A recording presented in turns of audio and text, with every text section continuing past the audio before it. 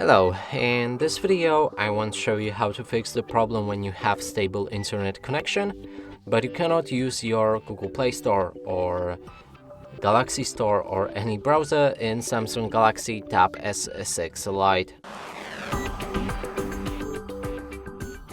And to do this, first let's open a Google Play Store and identify the issue. So here we have the game, and if we try to download it, there's a something went wrong error.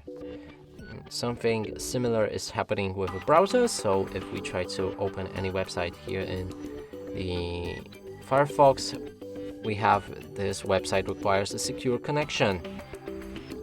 Now, to fix this, go back to your settings, then scroll all the way down to find General Management. Here we can see date and time. Now make sure to set automatic date and time. If you go back to your Google Play Store and try again, everything should work fine, and the same is with Firefox. So we can try again to reach the Wikipedia, and here we have it, it works fine. And that's it for this video. Hope you like it. Please consider subscribing to our channel, leave a like and a comment below.